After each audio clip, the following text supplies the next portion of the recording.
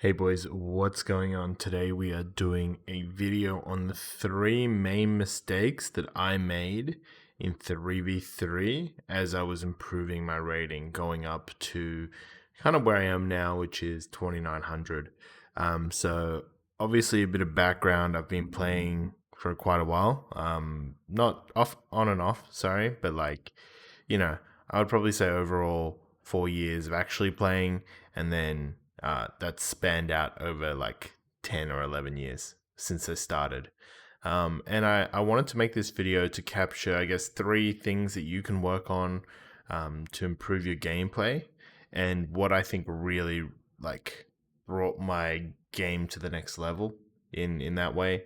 Not not to be cliched, but I think there's some major concepts that you don't realize and don't take into consideration, especially when you're beginning to start the game.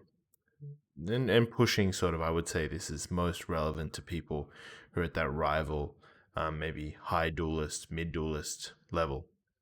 So, I think the first mistake that I made is playing far too defensive, and trying to peel and stop goes rather than you know playing aggressive and playing to win.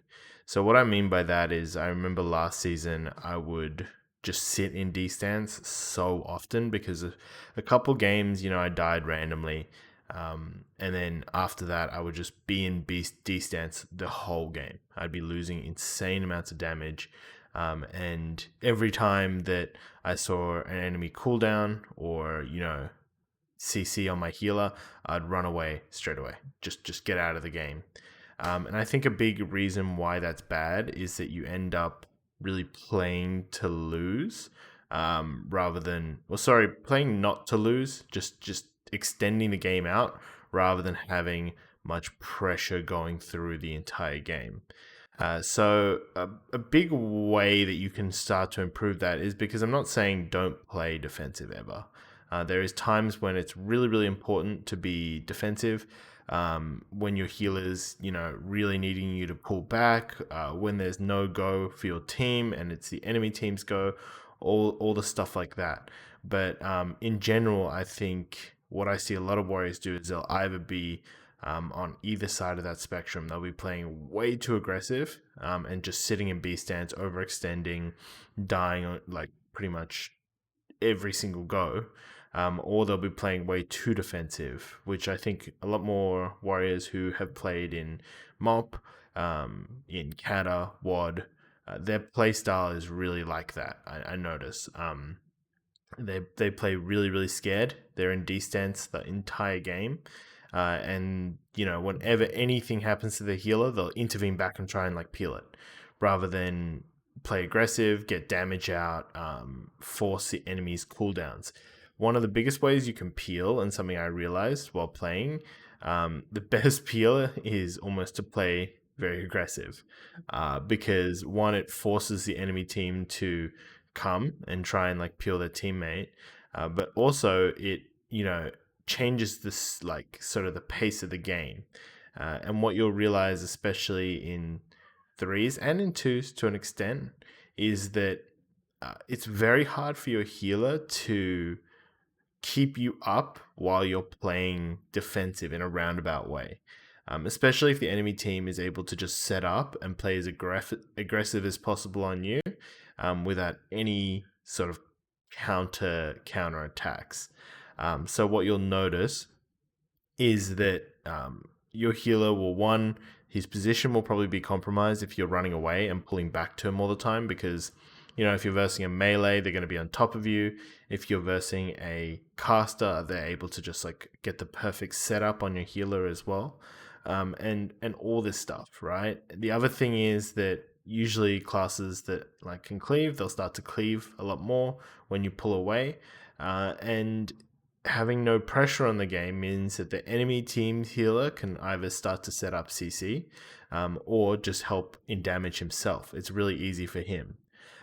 It's really easy, if you've ever played a healer, to heal a team that's hyper aggressive, in to an extent. Um, because one, you have the momentum. You're essentially in the driver's seat. You're putting defensives out proactively, rather than reactively, and you're getting an insane amount of pressure and damage doing that. So the enemy team, is often using their kicks to stop damage, um, rather than kicking heels. You're able to kind of just sit back at the perfect position for where you need to be, and just dictate the game.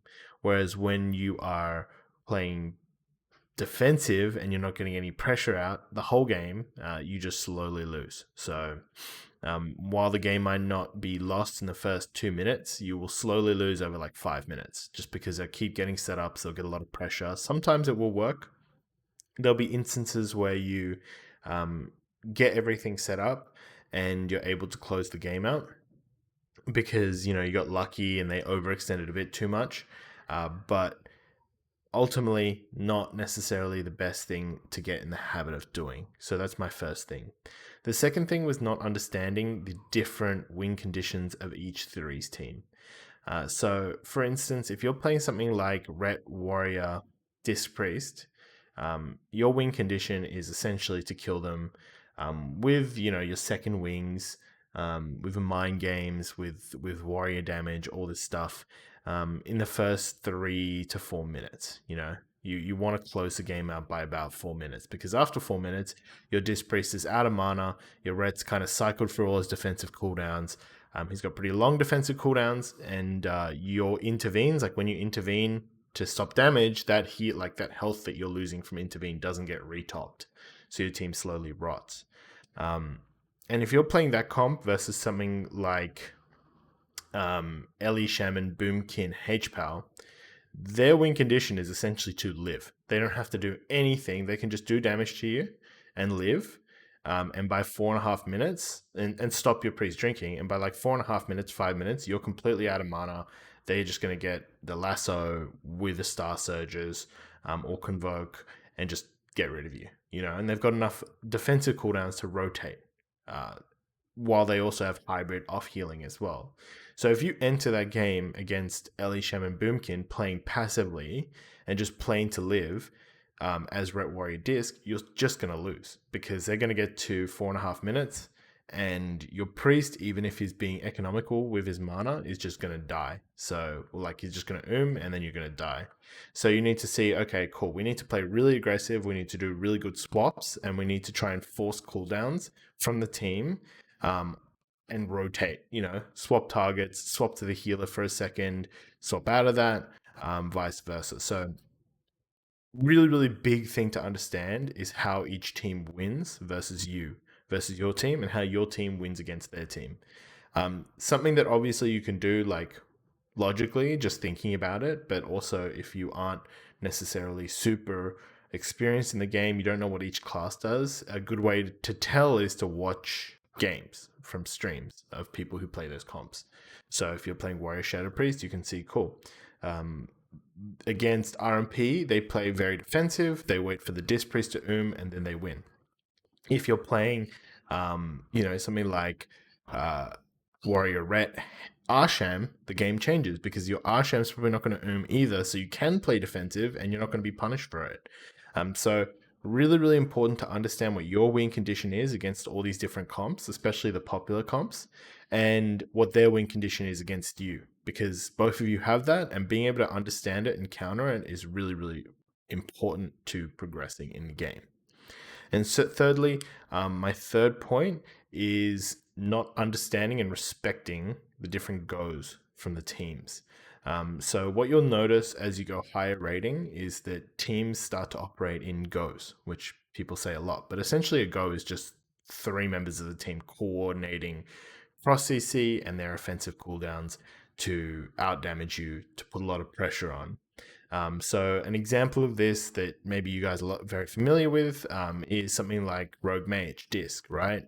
Where the Disc might MC, your healer might be kidneyed into a poly, or cheap shot into a poly, and then they'll, just pump your Ret, right? They'll stun your Ret 3 times with the combustion, and that's a go because none of you can easily break out of that. You're going to have to commit defensive cooldowns, like Trinket, parry, intervene, rally, all these things from you. And then for your ret, he might bubble. Your disc priest doesn't want to trinket the poly because he can get blinded. So all these different things line up, and it forces cooldowns. Whereas if you broke those up individually and you didn't do them together, you didn't coordinate the cross CC, the rogue could stun the ret and you could intervene the ret instantly on that go if the mage combusts, right? So all the damage from the rogue is being put on you, which is really good because it's split out.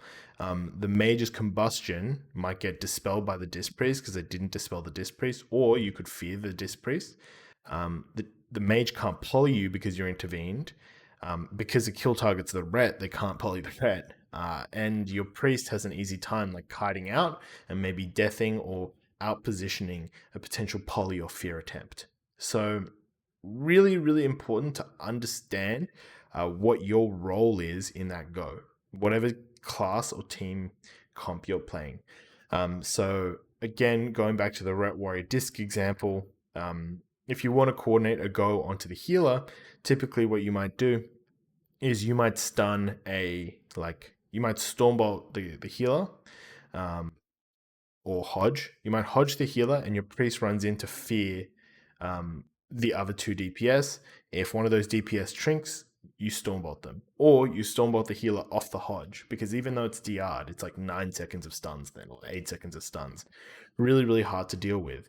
At that time, you might throw down your spear and avatar, and then afterwards, the next go, your ret might wings. So you have a constant sort of cooldown, which is forcing the enemy team to trade, and they can't effectively sort of avoid that damage without trading a big cooldown. And eventually, because the majority of offensive cooldowns regenerate faster than defensive cooldowns, pretty much across all classes, you will get into a situation where the healer doesn't have a trinket, the target you're trying to kill doesn't have a trinket, and you fear the healer and you stun the kill target, and there's no outs for it, and the burst that you put out in 5 or 6 seconds will kill the DPS or the healer, vice versa. So understanding how to play in goes and what each of you do to set up the kill is really important, even in comps where it isn't necessarily clear what your setup is, especially in cleaves. So something like Ret Warrior, I see a lot of people just throwing stuns randomly, just trying to pop wings and killing stuff. And that works to an extent, but as you get higher rating, you need that cross CC because it means that you can get all your damage out. Something like Turbo is maybe one of the only comps that doesn't necessarily have a clear setup, and you still kind of do if you play with it with like a paladin, because a paladin can like hodge the kill target and you stormbolt into like a hex, but it's a lot less limited because Turbo is all about sort of like playing to shut down the enemy team with sheer grounding, stun, reflect, all this stuff, while doing insane consistent dam. So really, really important to understand what your goals are as a team. Again, you can learn that, or you can just keep playing and working out what works for you. Clearly, there's a lot of times where that doesn't necessarily translate into anything concrete. You know, as you're first learning it, you'll realize how some goes really need to be executed perfectly to work against good players. So one example is um, uh, I think when I was playing with like Ret Warrior, I would like one time I threw the Stormbolt at the healer, and because my Ret didn't hodge the Ret instantly, the enemy Ret instantly, the enemy Ret was able to get the sank before the hodge came down, and then when that hodge came down, the healer just dispelled it, so completely negated our go, and meant that we couldn't get any pressure going forward. Right, for those 45 seconds while Hodge is on cooldown, we used our cooldowns into that as well without actually lining that up perfectly. So important to progress in your gameplay, and something that I think isn't necessarily focused on. I don't know if because a lot of streamers feel like it's common knowledge, or something that everyone understands already. But I think for a majority of you guys, and certainly for me when I was starting out the game, I did not realize how important that was. So, guys, I hope you enjoyed these types of clips. We're going to do one of these for twos, probably later in the week. Let me know if any of these you can relate to any of them, or if there's any huge mistakes that you made while you were climbing threes that you sort of wish you knew back in back when you were 14, 16, whatever rating. All right, guys, take it easy. I appreciate everyone subscribing to the channel. It helps my channel grow. It helps get the videos out to more people. And, it gives me a lot more motivation to make this type of stuff. Let me know what you guys think about this one. Take it easy.